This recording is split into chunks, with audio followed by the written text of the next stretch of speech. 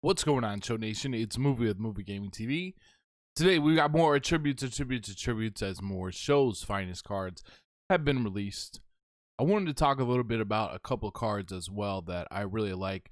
Currently, the servers are down or something like that. I'm not exactly sure what's going on. It keeps saying there's an unhandled server exception or something. Okay.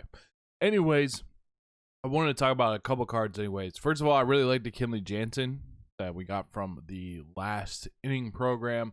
I also really like that Andrew Miller quite a bit as well.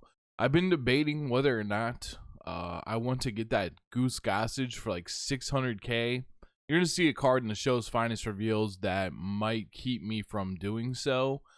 But I've been thinking about picking him up because I feel like that card is going to go up and up and up and up over time, to the point where it gets to be really, really expensive. So I feel like if I want to get it, I probably need to get it now. But I'm not sure if that's going to be... I'm not sure if that's the best investment on my stubs. I mean, it's going to cost like $600,000 to get there.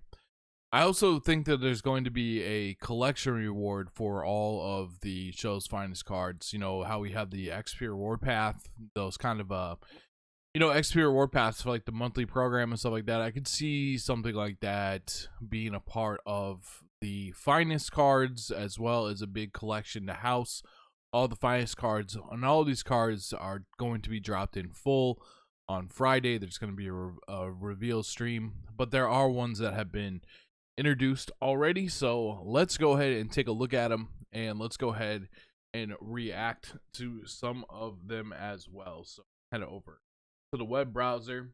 First one that was released this morning was Xander Bogaerts 92 125, 95, 12, 95. So pretty good hitting stats across the board. 74 fielding, 8 farm strength, 68 speed. This one is one that you're more so going to add to the collection, and it is what I like to call fan service for the Red Sox fans. So I feel like this card, if you're a Red Sox fan, you're gonna really like it. But, if you're looking to have like the best card in the world, I don't think that card. Here's Anthony Santander. Anthony Santander with the switch hitting ability is a very interesting card. With the 102, 69, 115, 110, 93 fielding, only 56 speed though out in the outfield. Not going to usurp any of the outfield. The outfield, really, the position cards are so incredibly stacked right now that I don't see this card necessarily usurping any cards. But what I've noticed, I played a lot of ranked seasons today. What I've noticed is that a lot of teams, and I started at a lower level. I started about 440 after taking a ranked season or two off, so my rating was really, really low. And I did notice on a lot of those teams that a lot of these cards do apply to those cards. They just aren't applying to some of the top end squads of the players that play a ton. So I could see Anthony Santander, meandering his way into someone's lineup at that tier. He just won't be at the top tier, but he's not bad at the same time. Now, I do bring up this point here today. Might not fit on the screen entirely, so I'm just going to read it to you. The Grom with Outlier would be an amazing finest card collection reward. Bauer, kind of looking forward to any starting pitching, just stacked on the field in the bullpen. And I think that would be like a top tier reward. I love Outlier in this game. It's one of my favorite things that they've added to this game. I actually really like pitching a lot with cards that have Outlier. I love throwing that fastball and setting everything up off of that. I'm watching my opponent be way out in front of a changeup after throwing the gas or mixing in a slider. So I really like pitching with Pearson quite a bit because of that. So DeGrom, when I watched him this year, he does throw some serious gas, actually. See him with Outlier would be a fantastic collection move. We're going to take a look at Zac Gallen now, and he is one of those starting pitchers. 4-seam cutter, changeup, knuckle, and a sinker. Goes 108, 105, 108 stamina. Not too bad. I mean, he doesn't throw that hard in particular. You know, that sinker is like 92. You like a sinker more like that 95, 96 range. Like Oral Hershiser's sinker is real fast. It's not outlier fast, but it's still real fast. Card's pretty close to that. The control is only 78, 85 though, so it's not fantastic. And the sinker's kind of lower in the set, but he doesn't look too bad. He doesn't look too bad. Not gonna make my starting rotation, but he doesn't look too bad at the same time. This is some of the lineups I was talking about. You know, just kind of seeing, you know, some more diversity lineups on those lower levels. Like, look, this guy's got Josh Naylor and Sandberg and Gavin Lux out of the pennant race pack, and Chris Bryant and Bellinger and Joey Bart. He also has Alvarez, so there's a little bit, you know, using Max Fried. So there is still definitely teams out there that could use, you know, some of these cards. Now this is the card. This is the Nick Anderson card that I gotta wait a little bit on possibly getting Mr. Goose Gossage, who I do want to get. But I mean, this card 125 both sides with 96, 86 with a four seam, a curveball, a sinker, and a slider, and he's got the hard sink. He's got the four seam, he's got the curveball, he's got the slider.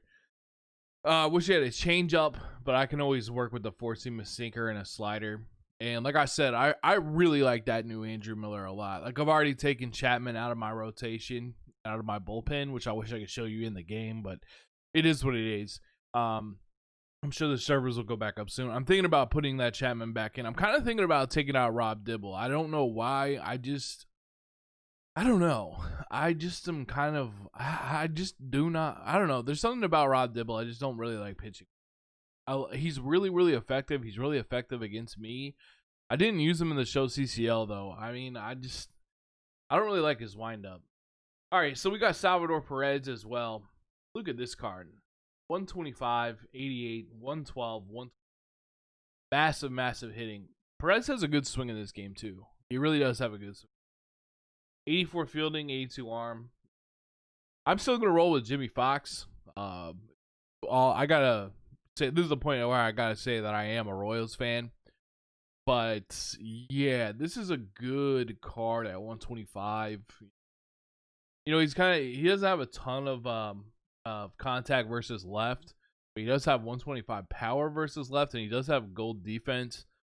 I mean, there's some other catchers in this game that will I'd probably would run like Piazza over him just because he's got like a little bit more hitting. But this is actually a very good card for the finest cards, and if the finest cards are going to lead up to a collection reward for a beast finest card, like I said, maybe the Jacob deGrom with the outlier, or like a Trevor Bauer card, or something along those lines. I mean, this isn't a bad one that you're not going to feel too bad about locking in.